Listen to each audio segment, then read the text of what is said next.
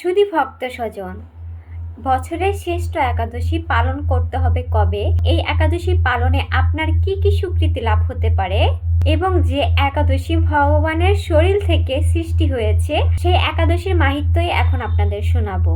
সুধী ভক্ত স্বজন, আসছে 15ই নভেম্বর রোজ শনিবার পবিত্র উৎপন্না একাদশী ব্রত।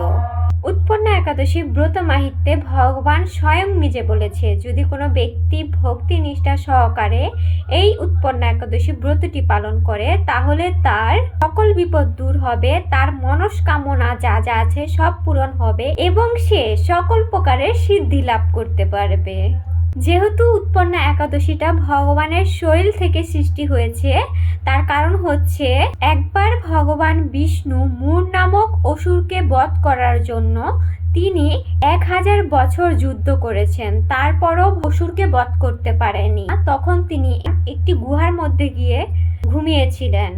তখন মূর অসুর গিয়ে ভগবানকে মারতে উদ্ভূত হলো। এরপরই ভগবানের শরীর থেকে আবির্ভূত হলো উৎপন্না একাদশী। উৎপন্না একাদশী সেই মকুর নামক অসুরকে বধ করলেন।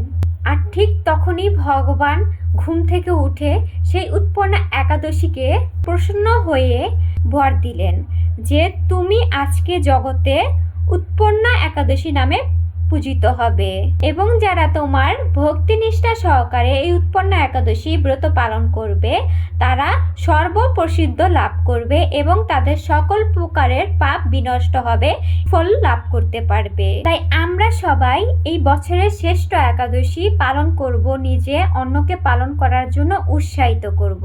যেহেতু এইবার খুব তাড়াতাড়ি পালনের সময়সূচি পড়েছে, সময়ের মধ্যে পালন করার চেষ্টা করব। এখন আমরা জানব পালনের সময়সূচি। বাংলাদেশ পালন সকাল 9টা 41 থেকে 9টা 53 পর্যন্ত।